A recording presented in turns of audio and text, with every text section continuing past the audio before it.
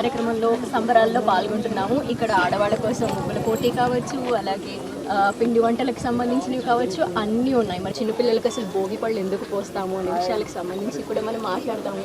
బొమ్మలు ఎంత అందంగా ఉంటాయంటే చిన్నప్పుడు ఏది ముద్రింపు పడుతున్న మనసులో దాన్ని పెద్ద అయిన తర్వాత వాళ్ళు మనసులో ఆపాదించుకోవడమే కాకుండా కాంక్రీట్గా పెట్టుకుని దాన్ని తర్వాత తరాలకు వారసత్వంగా అందించడంలో చిన్నపిల్లల పాత్ర చాలా పెద్ద పాత్ర.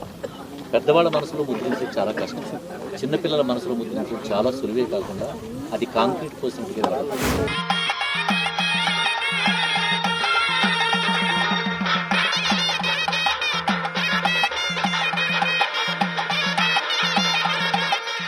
కనుమనాడు మనం ఎలాగైతే ఆవుని ముక్కోటి దేవతలకి సాంప్రదాయంగా పూజ చేస్తుంటామో అలాగే గంగిరెద్దును పూజ చేసుకోవడం, అలాగే మనకి వ్యవసాయానికి ఉపయోగపడే ఎద్దులు ఏవైతే ఉన్నాయో మనకి కృతజ్ఞతాపూర్వకంగా, అంటే మనం ప్రాణుల్ని కూడా హింసించము, ప్రాణులను కూడా మనం ఎంతో గౌరవంగా చూస్తాం, పూజిస్తాం.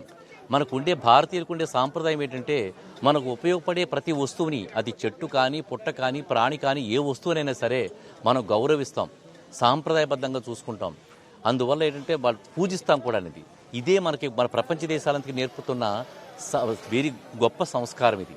ఈ సంస్కారం చూసే చాలామంది ప్రపంచ దేశాలు భారతదేశం వైపు వాళ్ళు ఎన్నో విధాలుగా వాళ్ళు మనకి ఆకర్షితులవుతున్నారు.